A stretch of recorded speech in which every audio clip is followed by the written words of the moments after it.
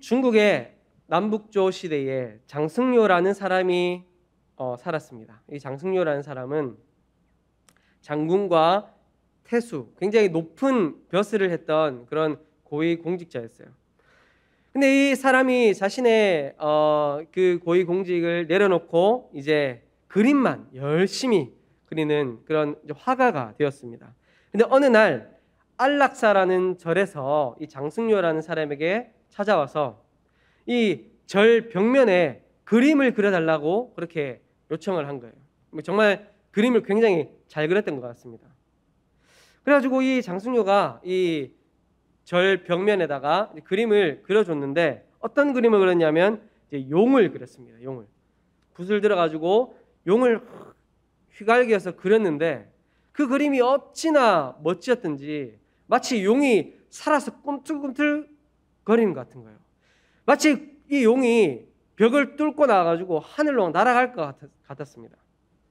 그런데 그 그림을 보던 사람들이 하나같이 이상하게 여긴 부분이 있어요. 뭐였냐면 용을 멋지게 잘 그려놨는데 이 눈을 안 그려놓은 거예요. 눈을. 그래서 이 장승료에게 사람들이 물어봤습니다. 왜 눈을 안 그렸냐고. 그랬더니 눈을 그려놓으면 용이 하늘로 날아갈 것이다 라고 그렇게 이야기를 한 겁니다. 그랬더니 사람들이 그 말을 안 믿죠.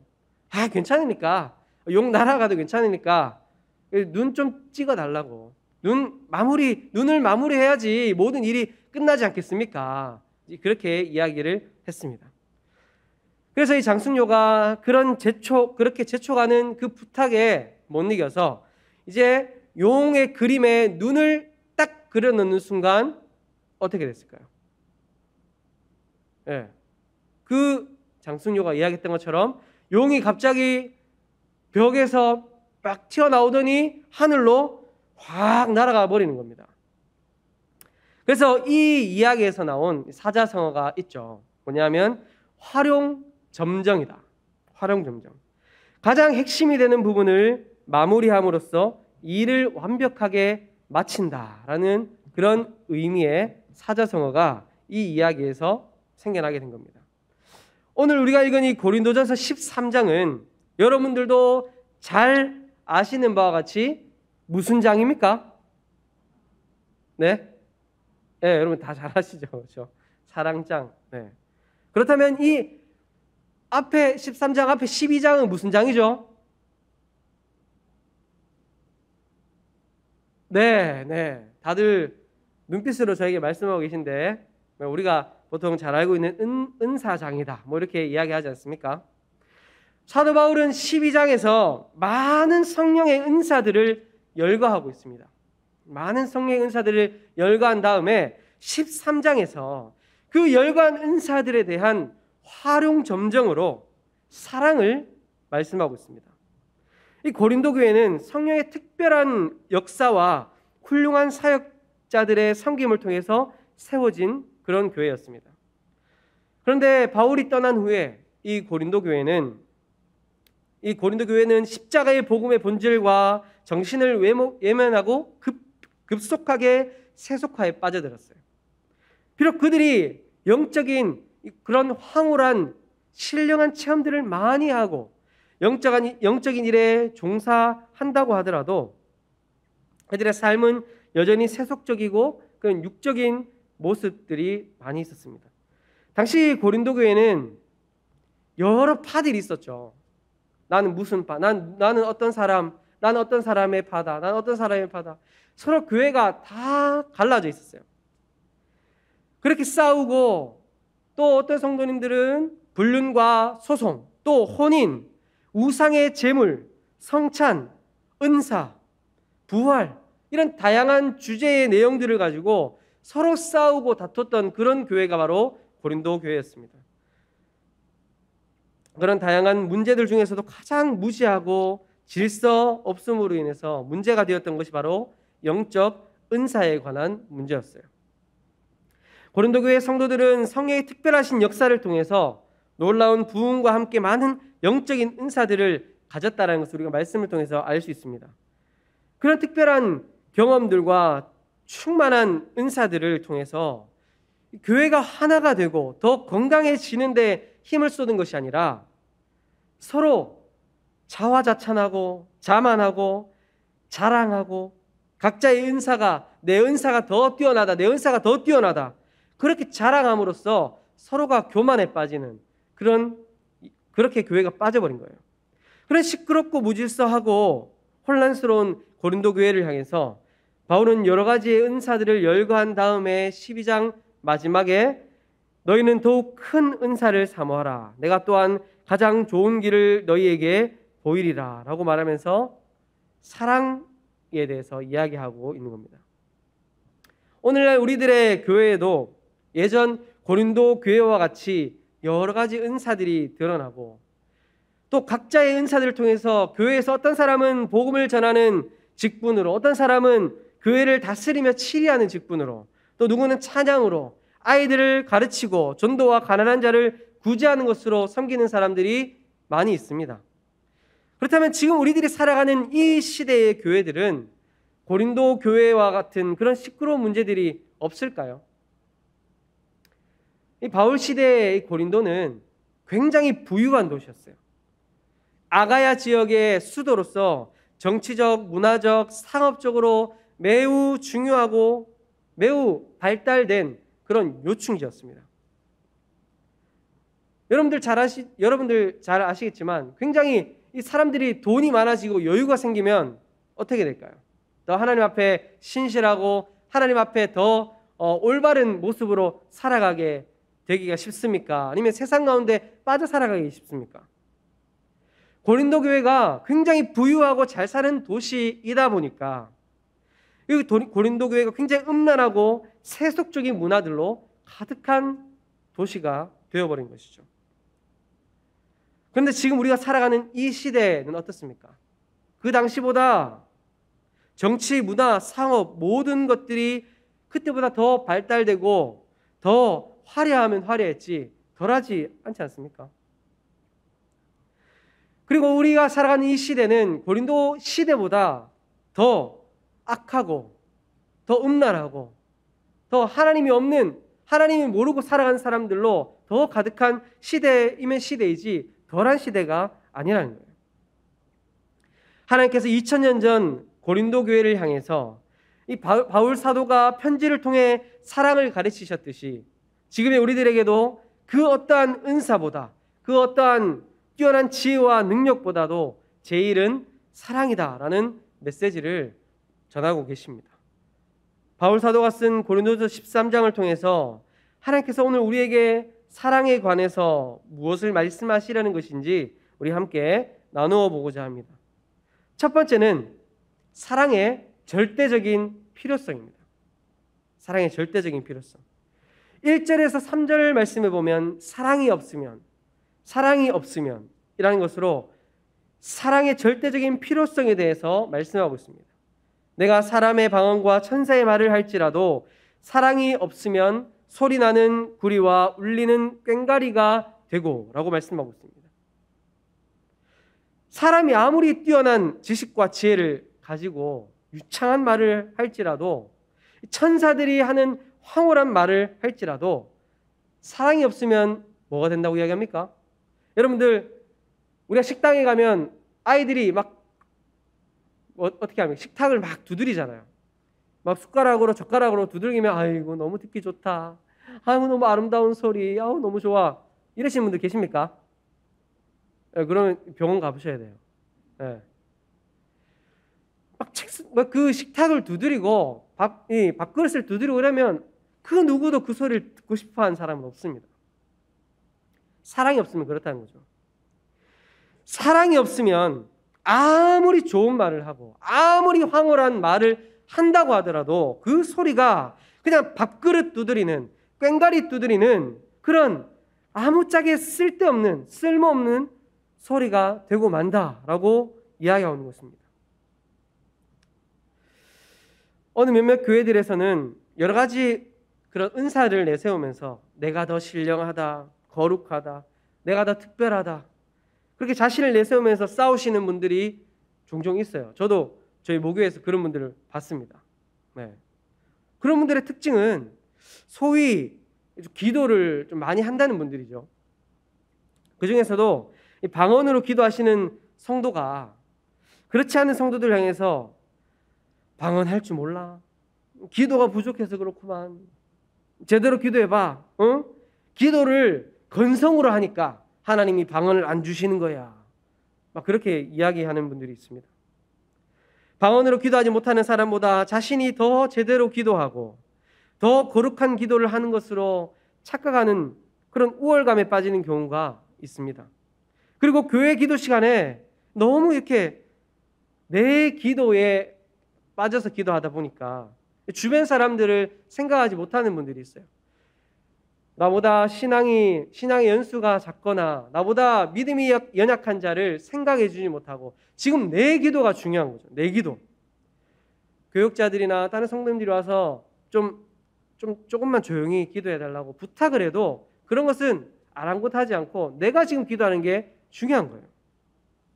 자신만을 생각하고 남과 자신을 비교하면서 뽐내고 업신여기는 그런 사람은 그 어떠한 위대한 말과 성령의 은사를 가지고 있다고 하더라도 그것은 아무것도 아니고 아무런 유익도 없고 그냥 아무런 쓸데없는 그런 것이다 라고 하나님께서 말씀하고 계십니다. 하나님의 말씀을 맡아서 그 말씀을 힘차게 전하는, 앞에 지금 설교를 하고 있는 저와 같은 목회자라고 할지라도 설교자가 사랑이 없다면, 그 마음에 사랑이 없이 말씀을 전한다면 그것은 결국 성도들에게 상처가 되고 절망을 줄 뿐이죠. 산을 옮길 만한 대단한 믿음을 소유한 자라고 할지라도 사랑이 없으면 그것은 아무런 유익이 없는 것입니다.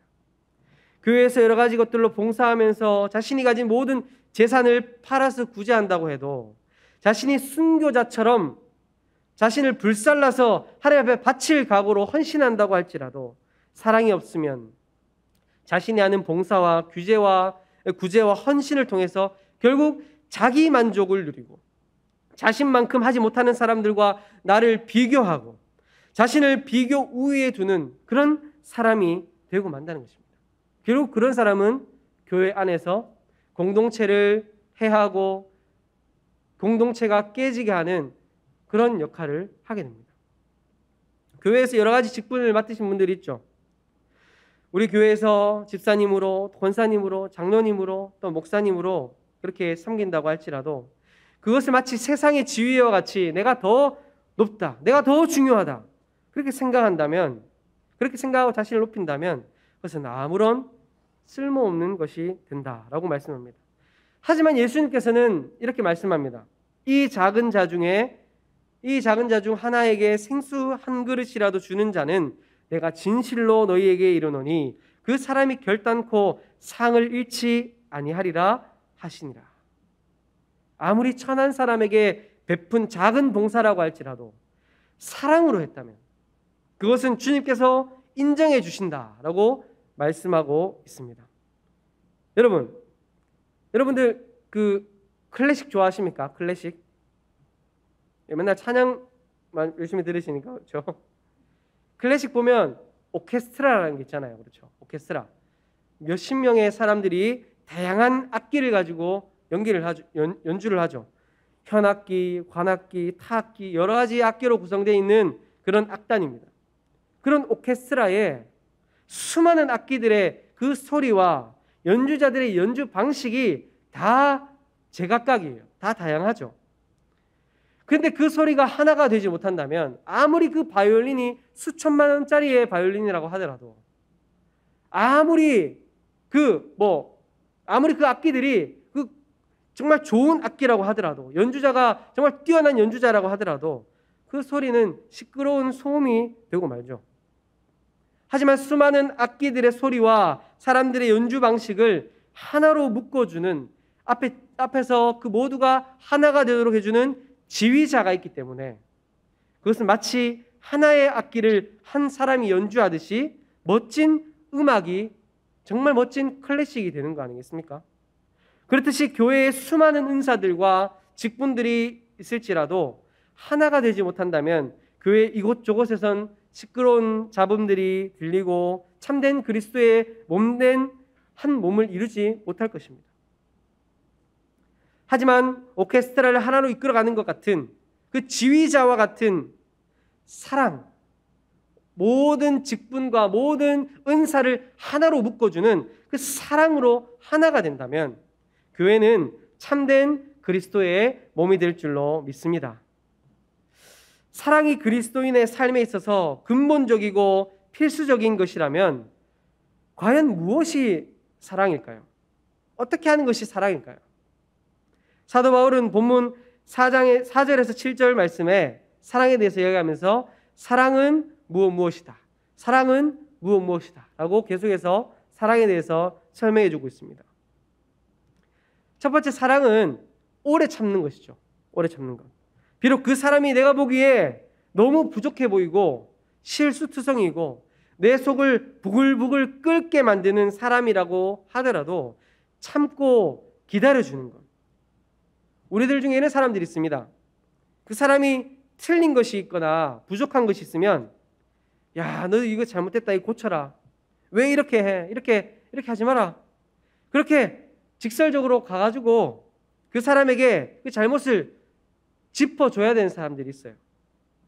그렇게 하는 것이 그 사람을 사랑하는 것이고 그 사람을 위하는 것이다 라고 그렇게 생각합니다.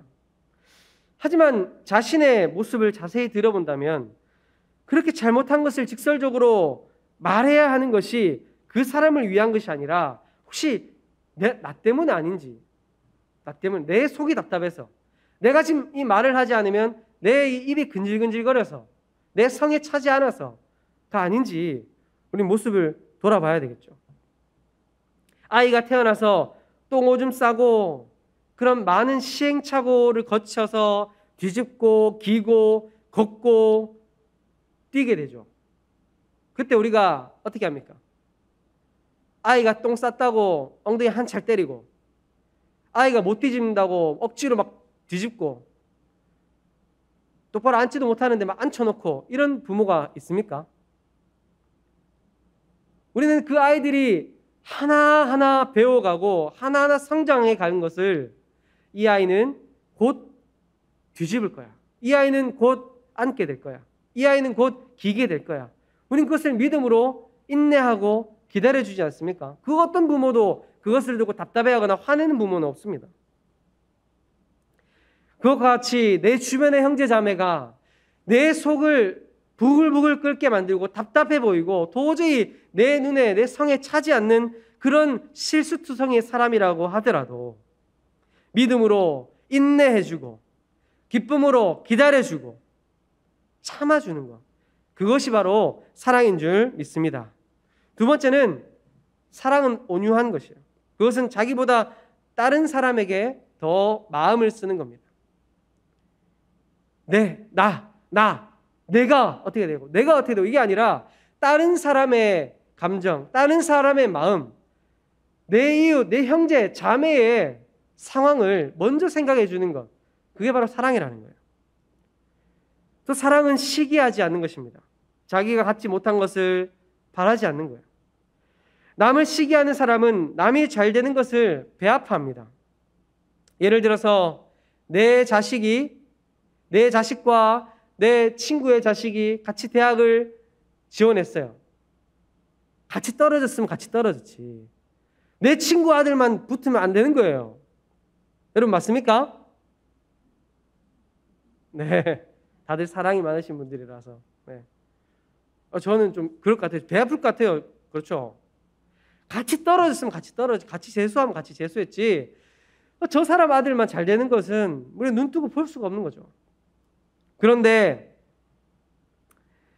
정말 사랑은 내가 잘 못 된다고 하더라도 이웃의 축복이 오히려 나에게 기쁨이 되고 나는 비록 아닐지라도 남을 위해서 정말 진심으로 축복해주고 진심으로 기뻐해 줄 수 있는 것, 그것이 바로 사랑이라는 겁니다. 정말 저와 여러분이 그런 참된 사랑, 나는 비록 아니더라도 나는 비록 좀 부족하고 안 된다고 하더라도 내 이웃, 내 형제 자매가 잘 되고 기쁜 일 있을 때 진정으로 기뻐해주고 진정으로 축복해 줄 수 있는 그런 사랑의 사람들이 다 될 수 있기를 소망합니다. 사랑은 자랑하거나 교만하지 않는 것입니다. 사랑은 건방지거나 남을 짓밟거나 무시하는 것이 아니라 존경하기를 먼저 하는 것. 나보다 남을 낮게 여기는 것이에요. 공동체 안에서 비록 상대방이 나보다 많은 것이 모자라고 약한 사람이라고 할지라도 그 사람보다 더 낮은 마음과 자세로 대할 수 없다면 우리는 평생 고아와 과부와 창녀와 죄인들, 병자들과 함께 하셨던 그 예수님의 사랑을 조금도 알 수 없겠죠. 또 사랑은 무례히 행하지 않는 것입니다. 때와 정서에 어긋난 행동을 하지 않고 윗사람을 존경하고 아랫사람을 친절과 겸손함으로 대하는 것. 특히 하나님께서 정하신 질서와 지위, 위치를 무시하지 않고 지키고 존중해주고 높여주고 비난하거나 멸시하지 않는 것. 그것이 바로 사랑입니다. 또 사랑은 자기의 유익만 내세우는 것이 아니에요. 제가 한번 이런 경험이 있습니다. 이제 아내하고 이제 데이트를 하려고 아내하고 제가 데이트하면 어디 갈까요? 예, 뭐 다들 관심 없으시겠지만 관심 있다 생각하시고 자, 저 아내하고 이제 월요일 데이트를 합니다. 저는 정말 좋은 데 가요. 어디 가냐면 서문시장에 갑니다. 네, 서문시장에 가면 뭐 맛있는 거 많잖아요. 서문시장에 저번에 딱 갔는데 이제 사람들이 횡단보도를 건너려고 쫙 신호를 기다리고 있었어요. 차들이 막 쌩쌩쌩 다니고 그 앞에 사람 많잖아요. 그런데 즉 길 건너에서 어떤 아주머니가 막 차들이 막 다니는데 자전거를 타면서 막 길을 무단횡단하는 거예요. 그러면 어떻게 될까요? 차들이 끽 멈춰서고 막 크락션을 막 하면서 막 사람들이 웅성웅성거리고 서로 막 욕을 했겠죠. 근데 그 사람이 길을 건너와가지고 뭐라고 큰 소리를 외쳤냐면 예수 믿고 구원 받으세요 이렇게 이야기하는 겁니다. 네, 여러분 그런 예수 믿으시겠어요? 저도 예수 믿지만 그 상황에 예수 믿고 구원 받으세요라는 그 말에 아멘이 아니라 욕이 나오더라고요. 그건 무슨 말입니까? 우리가 구원을 외치기 이전에 먼저 사랑이 있어야 된다는 거죠.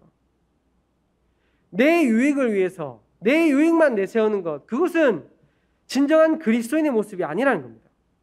복음을 전하는 그 중심에 남을 먼저 생각하는 그런 사랑이 있어야 된다라는 것입니다. 또 사랑은 화내지 않는 거예요. 또 사랑은 악한 것을 생각하지 않습니다. 그리스도인이 마음에 악한 감정을 품고 그것을 가지고 원한을 품거나 원수를 갚겠다고 생각한다면 결국 그런 사람은 교회 공동체 안에서 악한 소문을 퍼뜨리고 자신의 편을 만들고 교회에 대해서 판단하고 비판을 합니다.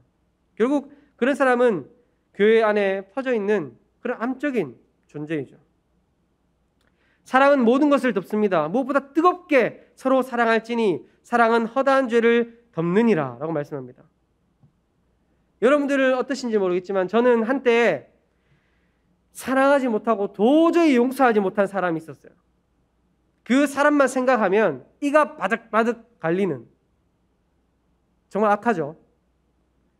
그 사람만 생각하면 어떤 기도가 절로 되냐면 하나님 제발 저 사람을 심판해 주세요. 제발 저 사람을 좀 데려가 주세요. 좀 제발. 그런 생각이 매일마다 드는 겁니다. 그때 하나님께서 저에게 무슨 말씀을 하신 줄 아십니까? 지영아, 그럼 너는 내가 지금까지 너의 죄를 덮어주고 인내해 주었는데 그 사람을 심판하고 벌하듯이 내가 너를 심판한다면 네가 지금 내 앞에 있을 수 있겠니? 그렇게 말씀하시는 겁니다. 만약 하나님께서 우리의 죄를 인내하지 않고 덮어주지 않으셨다면 과연 이 자리에 지금 앉아서 하나님 앞에 예배 드릴 수 있는 사람이 과연 몇 명이나 될까요? 내가 주님께 사랑을 거저 받았으니 이것저것 따지지 않고 거저 사랑을 나누어 주어야 하는 것입니다. 바울은 사랑을 동사의 형태로 표현하고 있습니다. 그것은 우리가 지식적으로 우리의 이 머리로만 사랑을 아는 것이 아니라 우리의 삶 가운데 날마다 사랑을 실천하면서 살아야 된다라는 의미죠. 항상 섬김과 절제와 희생이 따르는 실천하는 사랑, 바로 예수 그리스도께서 십자가를 통해서 우리에게 보여주신 그 사랑과 같이 우리도 삶을 통해서 사랑을 실천하며 살아야 되는 것입니다. 그리고 사랑은 한 번 하는 것으로 끝나는 것이 아닙니다. 계속적인 거죠. 지속적인 것. 지속적으로 날마다 계속해서 해야 되는 것입니다. 비록 내 힘으로, 내 노력으로는 사랑을 실천하며 살아가기가 쉽지 않습니다. 저도 저의 모습을 보면 사랑을 이야기하고 있지만 사랑할 수 없는, 나의 힘으로 사랑할 수 없는 그런 연약한 저의 모습이 날마다 보이거든요. 그럼 우리가 어떻게 해야 될까요? 내 안에 계신 성령님을 의지함으로 주님 앞에 날마다 사랑할 수 있도록 힘을 달라고, 능력을 달라고 기도함으로 나가야 되지 않겠습니까? 우리의 사랑은 계속해서 더 커져가야 합니다. 우리는 끝까지 사랑해야 합니다. 비록 그 사람이 알아주지 않더라도, 그 사람이 나를 미워하고 사랑해 주지 않더라도 내가 먼저 사랑하고 내가 더 사랑해야 합니다. 예수님께서 내 이웃을 내 자신같이 사랑하라 라고 그렇게 말씀하시면서 더 나아가서 어디까지 사랑을 하셨습니까? 너희 원수를 사랑하며 너희를 박해하는 자를 위해 기도하라 라고 이야기하지 않으셨습니까? 사랑하는 성도 여러분, 우리가 해야 할 것은 사랑밖에 없습니다. 세상 사람들이 우리를 향해서 개독교라고 말하고 우리를 향해서 손가락질하고 우리를 향해 비판할 때 우리는 같이 화를 내면서 저것들 아무것도 모르니까 저런다. 저것들 예수도 모르는 것들, 저 지옥 갈 것들. 그렇게 우리가 세상 사람들 향해서 손가락질하고 똑같이 그 사람들을 미워하고 욕할 것이 아니라 우리는 그들 앞에 정말 그리스도의 사랑을, 정말 참된 그리스도인의 사랑으로 우리가 살아갔던가, 정말 예수님께서 말씀하신 그 사랑으로 먼저 섬기고 먼저 낮아지고 먼저 남을 낮게 여기고 먼저 겸손함으로 우리가 살아갔던가, 그렇지 못했던 우리의 모습을 돌아보고 회개해야 되겠죠. 어쩌면 세상이 우리를 욕하는 것은 우리에게 예수님의 사랑이 없기 때문일지도 모르겠습니다. 주님께서 우리가 이 세상을 살아갈 때 많은 은사와 능력을 가지고 세상에서 성공하고 승리하는 삶을 살아가기를 원하신 것이 아닙니다. 그리고 그런 사람을 제자라고 말씀하신 적도 없습니다. 새 계명을 너희에게 주노니 서로 사랑하라. 내가 너희를 사랑한 것 같이 너희도 서로 사랑하라. 예수님께서 먼저 본을 보이신 그 사랑의 길을 따라가기를 원하신 것이죠. 그렇게 사랑하며 살아갈 때 너희가 서로 사랑하면 이로써 모든 사람이 너희가 내 제자인 줄 알리라. 세상 모든 사람들이 우리가 먼저 예수님의 사랑으로 살아갈 때, 예수님께서 걸어가셨던 사랑의 길을 걸어갈 때 세상 사람들이 내가 예수 제자입니다라고 말하기 전에 세상 사람들이 우리를 보고 와, 저 사람들이 진짜 예수 제자구나 라고 인정한다는 것이죠. 예수님의 제자인 여러분, 항상 사랑할 수 있길 소망합니다. 사랑이 없는 은사들과 교회의 직분과 섬김들은 아무런 가치가 없습니다.